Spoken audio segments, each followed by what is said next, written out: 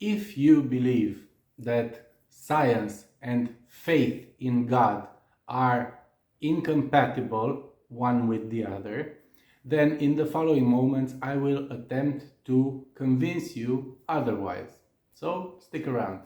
Hi, if you have no idea who I am, my name is Claudiu Manea. I'm a psychologist and a therapist, and for the past 10 years now I've been helping families grow stronger together and function better together. Now, why do I say that science and religion are not opposite each other? Well, I could lead with an argument such as there are a lot of scientists who are also believers, most of them Christians, in fact. And not only that, but there are numerous occasions that we know about because those scientists themselves talked about them, where the scientist, as he delved deeper and deeper into his research, into his field, into his chosen field of study, had his faith strengthened as opposed to weakened because of the findings that he came up with. So the more deeper a scientist gets into a specific field of study, the more that person gets his faith strengthened as opposed to weakened. So that would be, I think, proof that that at least science and faith are not incompatible. However, I do not like this argument very much because it is circumstantial. It's dependent on the person. Okay, so not all scientists experience this. So it's not really an argument that you can make all around. However, there is one argument that can be made, and that is that people, humans, have become scientific because of their faith, not in spite of their faith. And pay close attention because this is really important. So let's say that you are living in a primitive society. Your people do not have knowledge about mostly anything. They have no idea how the world around them works. And they set out to find out. Now, as they set out to find out, they are setting out to find out what? They are setting out to find out the rules by which the world around them operates. Now, if they are setting out to find out the rules, the question to be asked is, who put those rules in place? And the only option is that someone or something put those rules in place, because rules and especially a system of rules doesn't just pop into existence out of nothing. Someone needs to set the rules. Now, if someone set the rules, that someone is a designer of those rules. And if reality operates by a set of rules laid out by someone, then we are talking about intelligent design, like it is called in literature. And if we are talking about intelligent design, then we are talking about the existence of a designer and therefore the existence of a creator. So people set out to discover the rules because they believe that the rules exist in the first place. Otherwise, no one would, if all people believe that the universe and the world around us simply moves and functions according to the laws of chaos or of anarchy, no one would waste their time trying to make sense of that. It is because the people, the first people who did scientific experiments believed that there was a set of rules that they set out to discover those rules. Okay? So it is not only the case that science and faith are not opposite each other, but it is actually the case that science emanates from faith. It is a product of faith, if you will. So, if that's the case, why do a lot of people in the world today believe that science and faith are complete opposites and that they cannot really coexist? And as far as I can tell, it is because of that so-called doctrine of believe but do not research.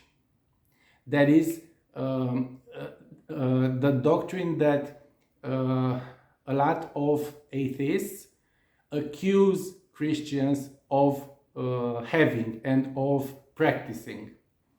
However, the idea of believe and do not research is nowhere to be found in the Bible. The only episode, the only instance that even comes close to that is the dialogue between Jesus Christ and Thomas, where Jesus pretty much admonishes Thomas for Thomas having to touch the wounds in order for him to believe that it's not just a trickery. And he said something along those lines to Thomas, but it wasn't a commandment to all Christians.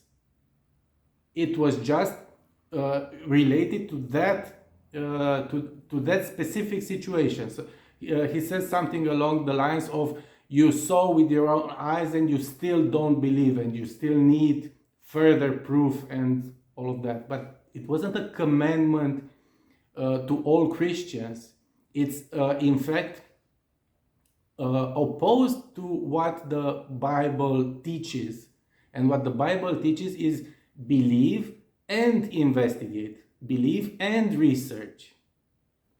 So there are a lot of verses in the Bible pertaining to this, but the idea is that some people have no problem, have no struggle with their faith. Lucky for them. Other people, as they are on their journey to discover their faith, to strengthen their faith, and so on, need some more convincing. And those people are free to investigate, ask questions, try to refute claims, and all of that. They are free to do their own research. The Bible doesn't teach us to be just dumb animals heading into one direction simply because we are told to do so. So if it's nowhere to be found in the Bible, where does this idea of believe but don't research come from? And as far as we know, it originates from a Greek philosopher by the name of Celsus, who lived in the second century AD. And Celsus was really against Christianity, and he was really critical of Christianity as a religion and of Christians, and he tried to refute pretty much the entirety of the New Testament. He tried to refute everything about Jesus and all of that, and at one point he got angry because he felt like he had presented irrefutable proof to the Christians that Jesus was a liar and that nothing in the Bible is true. And the Christians still didn't believe him, and he got so mad that he said these Christians are just I don't think he said are just morons, but I'm paraphrasing quite a bit here. These Christians are just morons. They think that you should believe but do not investigate. So believe but do not investigate originated not from the Bible, but from a Greek philosopher who was against Christianity and against Christians, and he accused them of saying this and of living by this dogma simply because they didn't believe his arguments. So, no, you are free to do your own research, you are free to investigate as much as you want, but you are also free, if you want to, of course, to believe at the same time. These two are not opposites of anything. Religion or faith and science go pretty much hand in hand. So why did I feel the need to explain all of this to you? Well, two reasons. The first reason is that in our times, a lot of people have strayed away from faith, have strayed away from their relationship with the divinity, their relationship with God, and that means that they are denying themselves a really important and useful resource that they have in order to deal with the challenges that life presents, and that resource being their faith. So if that's you and you've been denying that resource to yourself all this time, maybe just open up your mind a little bit and put some effort into researching, and who knows, you might come up with a different answer by the end of all that research. And the second reason is that I still haven't recovered completely from that slogan from a few years ago that goes like, I believe in science. But I need to congratulate whoever came up with this slogan, because it is probably the most idiotic thing I have heard in my entire life. And it is, and as idiotic as it sounds, it gained ground and it gained popularity with a speed that amazed me. So when you say that you believe in science, you are pretty much admitting to being extremely incompetent in both faith and science. And that is because, first of all, you cannot believe in a human activity. Science is a human activity, a human endeavor. You cannot believe in a human activity. It's like saying that I believe in driving my car. It doesn't make any sense. And second of all, believing in science is the exact opposite of the purpose of science. Because the purpose of science is to explain how something functions, and it is to arrive at some conclusions based on some experiments done prior to that. So it is the exact opposite of the scientific approach to believe in science. So that's what I had for you today. Science and faith have no claims against each other, work perfectly fine in unison, and more than that, not only do they match really well, but science derives from faith. Science is one of the products of faith. So no, they are not in opposition in any way, shape or form. If you've enjoyed it, please don't forget to hit subscribe and ring the notification bell so I'll see you on the next time. But whether that's the case or not, thank you very much for taking the time to listen to this, and I hope you have a great day. Bye.